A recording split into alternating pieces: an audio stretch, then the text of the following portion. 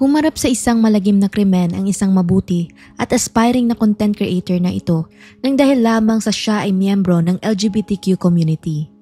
Ang nakakalungkot pa, sangkot doon ay isa mismo sa kanyang mga kaibigan. Magandang araw at welcome mga kakwentuhan. Sa mga taong mahilig sa mga true stories, true crime at kakaibang kwento, please subscribe and i-turn on ang notification bell para lagi kayong updated sa ating mga video. Simulan na natin ang kwento. Noong May 20, 2021, mga bandang 2:00 ng hapon, isang lalaking nagngangalang Ray de la Cruz ang nagpasyang ipastol ang kanyang mga baka sa may makapal na damuhan para mapakain ang mga ito. Gayunpaman habang papalapit pa lamang siya sa lugar, may napansin na itong masangsang na amoy na agad na nakakuha ng kanyang atensyon. Kaya dala ng kanyang kuryosidad, nagdesisyon itong imbestigahan pa kung saan nagmumula ang amoy hanggang sa nang nakarating siya sa medyo masukal na bahagi ng damuhan at doon na nito nadiskubre ang bangkay ng taong halatang bugbog sarado at may malalang pinsala din sa kanyang katawan. Maging ang mukha ng biktima ay hindi na rin masyadong makilala gawa ng mga natamo niyang sugat. Sa kanyang takot agad itong tumakbo papalayo para tumawag ng pulisya at dumating naman kaagad ang mga otoridad pagkaraan lang ng 30 minuto. Nang mga oras na iyon, halos lahat ng officers na unang rumesponde sa crime scene ay nakaramdam ng kilabot sa kanilang nadatnang eksena sa sityo.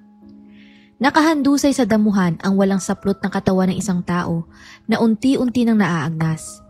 Ang kanyang mga sugat ay pawang inuuod na din at may nakapalibot pang mga tae sa paligid ng labi nito. Samantala ang ulo at muka naman ng biktima ay tinakpan ng mga sanga ng kahoy.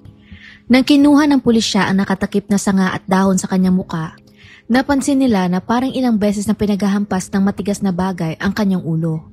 Doon pa lamang, malinaw na sa kanila na humarap sa isang bayolenteng krimen ang hindi pa nakikilalang biktima. Ayon sa mga eksperto, kung isasama ang kalkulasyon ng init ng panahon, tinatansya nila na namatay ang biktima mga 2 araw na ang nakakaraan. Dagdag pa doon, isinama rin nila sa initial findings na bukod sa mga pinsalang natamo nito sa ulo, may mga natamo din siyang sugat sa pribadong bahagi ng kanyang katawan kung saan may nakatusok pa nga na sanga ng kahoy doon. Nahirapan silang matukoy ang pagkakakilanlan ng biktima dahil sa bugbog saradong mukha nito, kaya ang tanging naging clue lang nila nun ay ang mga tattoo na nakalagay sa magkabilang niyang braso. Ang isa ay inilarawan nila bilang hugis diamond, habang sa kabila naman ay may nakasulat na salitang isyeng. Maliban pa doon, wala na silang nakita sa area na wallet, cellphone o kahit anumang ID na pwede sanang makatulong sa mga otoridad para matukoy kung sino ang biktima. Gayunpaman, natagpuan naman nila ang madumi at dugo ang mga damit na mukhang pagmamay-ari nito, kagaya na lamang ng puting t-shirt, checkered na pajama, blue na underwear at itim na girdle. Sa kanilang investigasyon, ang unang mga anggulo na kinonsidera ng mga kapulisan ay pagnanakaw at crime of passion, lalo na kung pagbabasehan ang pagkabrutal ng pag-atake. Sa loob lamang ng ilang minuto, unti-unti namang nakakuha ng atensyon ng crime scene kung saan maraming mga residente sa lugar ang nagtipon-tipon sa paligid para mangusisa kung ano ang nangyayari. Ang iba pa nga sa kanila ay kumuha ng mga litrato at nagpost din sa social media tungkol sa natagpo ang bangkay. Sa gitna ng kaguluhan, isang lalaki naman ang lumapit sa mga officer at ipinakilala niya ang kanyang sarili bilang dugong. Nilahad niya sa kanila na kilala daw niya ang biktima at ito ay ang content creator na si Noribet Ria o mas kilala din bilang Ebeng Mayor. Noong simula, hindi pa sineryoso ng mga pulisya ang sinabi ng estranghero. Gayunpaman kalaunan, nang napag-alaman nilang nai-report na palang nawawala si Ebeng 3 araw ang nakakaraan, naniwala na sila sa posibilidad na baka katawan nga nito ang natagpuan sa masukal na damuhan. Si Ebeng Mayor ay isang 21 years old na transgender man na ang ibig sabihin, ipinanganak itong babae pero ina-identify niyang kanyang sarili bilang isang lalaki. Kaya for the sake of respect sa kanyang gender preference, i-address natin siya sa pagpapatuloy ng kasong ito gamit ang mga male pronouns. Kagaya ng nabanggit ko kanina, si Ebeng Mayor ay isang content creator nang may mga nasa 70,000 na followers sa TikTok. Sa platform na iyon, consistent itong nagpo-post ng mga video ng kanyang pagsasayaw na siyang tumulong para makakuha pa siya ng mas maraming supporters. Bilang isang proud na miyembro ng LGBTQ community, lubos na minamahal ng kanyang mga kaibigan at pamilya si Ebeng. Ayon pa nga sa ina nitong si Cherry Tria, masipag ito maghanap buhay at palaging nagpapadala ng pera para sa kanyang pamilya. Sa katunayan, huminto ito ng maaga sa pag-aaral para magtrabaho at iyon ay para tumulong sumuporta sa kanilang pang-araw-araw na pangangailangan. Sa mga taong iyon, pinasok nito ang iba't ibang klase ng trabaho kagaya na lamang ng pagiging dishwasher at waiter sa isang restaurant. Iyon ang naging buhay niya sa sumunod na mga taon nang pinagsasabay din ang paggawa ng content. Noong taong 2021, naninirahan si Ebeng noon sa Pampanga kasama ng kanyang girlfriend pero dahil sa isang pag-aaway, nagpa siya siyang bumalik muna sa Quezon City ng ilang araw upang magpalamig at bumiyahe siya doon noong May 14, 2021.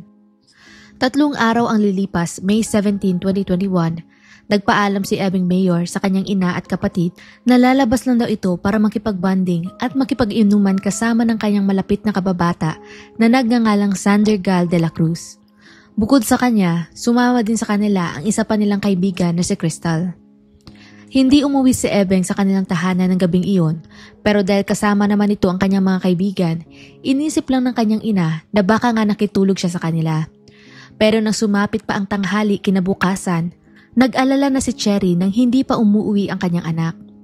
Sinubukan niya na itong i-text at tawagan pero walang sumasagot sa telepono nito at dagdag pa doon, hindi rin siya nag-iwan ng kahit anumang mensahe kung may pupuntahan pa ba siyang iba.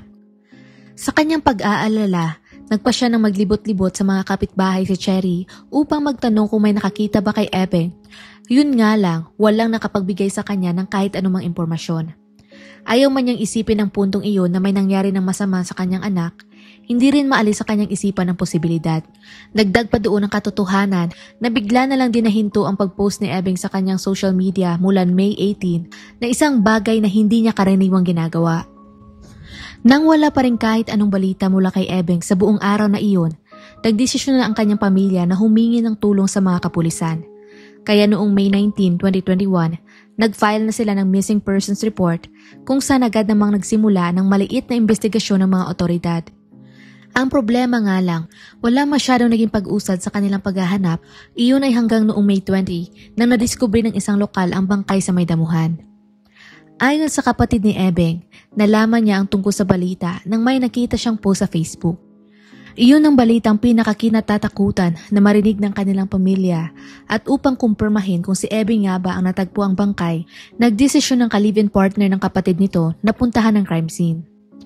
Pagkarating ni Jeremy doon, nangilabot daw siya kaagad pagkakita niya sa estado at kondisyon ng mga labi ng biktima. Hindi niya matukoy kung ito nga ba si Ebeng noong una, pero nang nakita niya ang mga tattoo sa braso nito, doon na niya nakumpirma na iyon nga ang binata. Agad niyang ipinaalam sa pulisya ang impormasyon at pagkatapos, ibinalita rin niya sa pamilya Tria ang nakakalungkot na trahedya.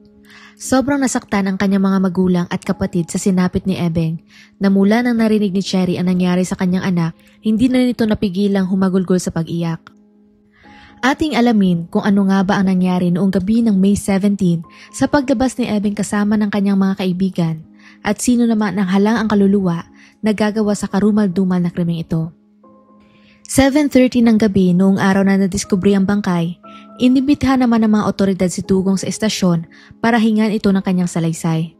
Kinonsidera din nila itong person of interest dahil nagawa niyang ma-identify ang biktima kahit bago pa man dumating si Jeremy sa crime scene. Ang isa pang gusto nilang malaman ay kung ano ang koneksyon nito sa binata. Sa pagharap niya sa mga pulisya, ipinahayag niya na handa daw siyang tumulong sa investigasyon at sinagot naman niya ang kanilang mga katanungan. Gayunpaman, malakas ang kutob ng mga officer na mahigit pa itong nalalaman sa kaso kaysa sa kanyang mga sinasabi. Napaka-inconsistent ng kanyang mga salaysay at napansin rin nila ang mga kilos nito ay nagpapakita ng kaba o nervyos. Ni hindi nga siya makatingin ng diretso sa kanilang mga mata at parang hindi din ito mapakali sa pagkakaupo. Pagkaraan lang ng ilang minuto, dumating naman sa estasyon ng ama ni Ebeng na si Romel Miklat at pagkakita niya kay Dugong, nakilala niya ito kaagad dahil ito ang kababata at matagal ng kaibigan ni Ebeng na si Sander de la Cruz. Ang parehong tao na kasama niya sa inuman noong gabi na ito ay nawala.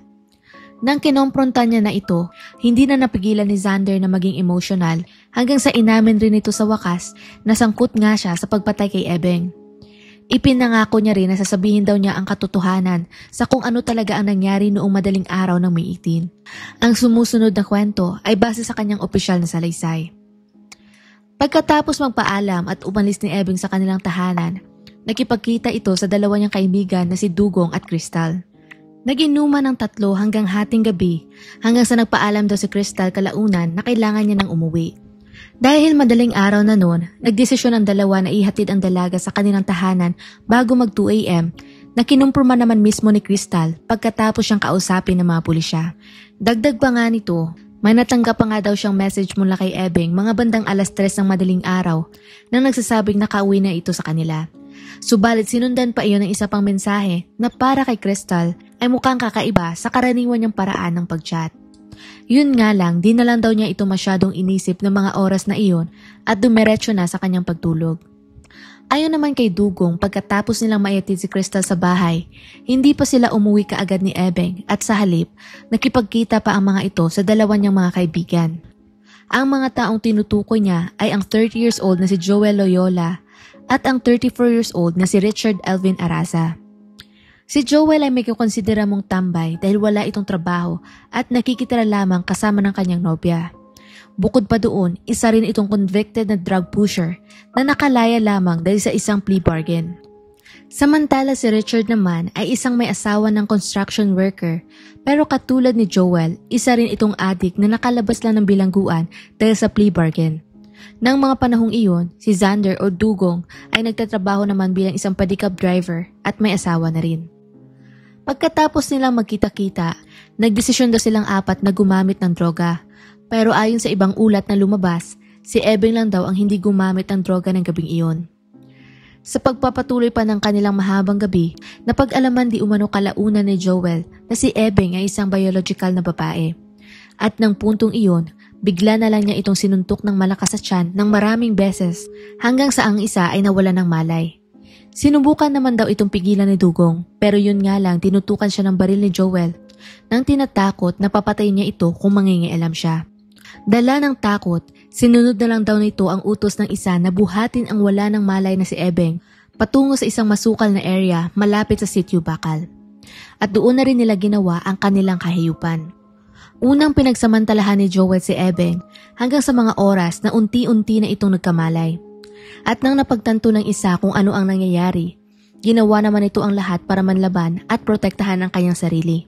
Gayunpaman ang kanyang lakas ay hindi naging sapat para mapigilan si Joel. Upang makontrol pa ang sitwasyon, muli nitong tinutukan ng baril si Dugong nang inuutusan itong kumuha ng malaking bato sa tabi. Ayaw daw sana itong sundin ni Dugong noong una pero muli siyang tinakot ni Joel na papatayin kung hindi siya susunod. Gawa ng pagbabantang iyon, dinampot niya ang isang bato mula sa gilid at siya rin ang gumamit nito para hampasin si Ebeng sa ulo ng 2 beses. Yun nga lang dahil hindi kalakasan ang paghampas niya sa kaibigan, hindi ito naging sapat para mawala ng malay ang isa. Ikinagalit ni Joel ang kanyang ginawa na itinulak niya ito sa tabi at tinawag na duwag. Pagkatapos nun, inagaw niya ang bato mula rito at ito na ang nagpatuloy sa paghampas ng ulo ni Ebeng ng maraming beses. Nang nasagawa na niya iyon, tuluyan niya nang hinubaran ng damit ang isa at ipinagpatuloy ang panggagahasa rito. Nang natapos siya, sumunod naman si Richard at pinagsamantalahan din ang walang kalaban-laban na si Ebeng. Ayon kay Dugong, buhay pa daw ng mga oras na iyon ang kanyang kaibigan pero nakita niyang halos hindi na ito makahinga. Iyon na rin ang puntong muli siyang tinutukan ng baril ni Joel at sinabihan na ikaw naman. Nang natatakot para sa sarili niyang buhay at nagugulantang pa sa mga pangyayari, tinuloy din ni Dugong ang pananamantala sa halos wala ng buhay na si Ebeng. At nang inakala niyang tapos na ang lahat, doon naman kumuha ng sanga ng puno si Joel sa lupa at sinaksak ito sa pribadong bahagi ng katawan ng binata. Ayon pa sa mga forensic examination, ang sangang iyon ay nakauslipan ng mga 10 centimeters o 4 na pulgada mula sa katawan ng biktima. Isang patunay lamang sa impyerno at pasakit na dinanas ni Ebeng sa huling mga minuto ng kanyang buhay. Ang buong pag-atake ay ginanap sa pagitan ng 2:00 hanggang 4:00 ng madaling araw. Nang tuluyan ang nawala ng hininga si Ebeng, doon na nataranta ang mga salarin kaya nagmadali silang itago ang katawan nito. At upang magawa iyon, kinaladkad nila ang mga labi nito patungo sa mas masukal na bahagi ng Sitio Bakal, itinapon ito sa mga damuhan bago nila tinakpan ang kanyang muka ng mas marami pang dahon at sanga. Pagkatapos noon, nagmadali na silang lumayo sa lugar nang umaasang walang makakahanap sa katawan ng kanilang biktima. Ang hindi lang nila inasahan, mas nanaig pa rin ang takot at konsensya ni Dugong kung saan nang nadiskubre ang bangkay, hindi na nito nakayanan ang bigat ng tinatago nilang sekreto. Hindi lamang siya umamin sa krimen, kundi pinangalanan niya rin mismo ang iba pang mga sangkot sa pagpatay. Base sa forensic report na inilabas ng mga pulisya, nakasaad doon na ang sanhi ng pagkamatay ni Ebeng ay ang blunt force injury sa kanyang ulo at ang penetrating trauma sa kanyang vulva at perineum. Ang tanong ngayon, bakit nga ba ito ginawa ng mga salarin?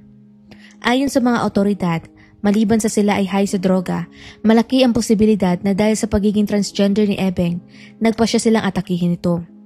Maaaring tinitingnan nila ang kanyang pagiging iba bilang isang kasamaan at hindi tama at na iyon ay dapat matigil. Kadalasan din, ang mga taong gumagawa ng ganitong klaseng mga krimen ay ang mga individual na mayroong sexual insecurities o di naman kaya ay may mga kalituhan din sa kanilang sarili. Bilang ang pag-atake ay ginanap pa sa pagitan ng alas 2 hanggang alas 4 ng madaling araw, naniniwala ang mga otoridad na ang natanggap na text ni Crystal noong alas 3 ng umaga ay hindi talaga nagmula kay Ebeng. Sa halip, siguradong ito ay sinend ng isa sa mga salarin na bumaboy sa kanya. Kaya pagkatapos ng konfesyon ni Dugong, agad namang nagpalabas ng arrest warrant ang mga otoridad para kay Joel at Richard. Alam nila ang parehong suspect ay dating nang nakulong dahil sa droga pero tumanggap lang sila ng plea bargain para makalaya sa kondisyon na hindi na sila muli pang gagamit ng iligal na gamot. Kaya malinaw lang talaga na nilabag nila ang kanilang plea deal agreement. Sa loob ng 24 oras noong May 21, 2021, sa pamamagitan ng mga efforts ng kapulisan, mabilis naman nilang nahuli kaagad ang dalawa pang mga salarin.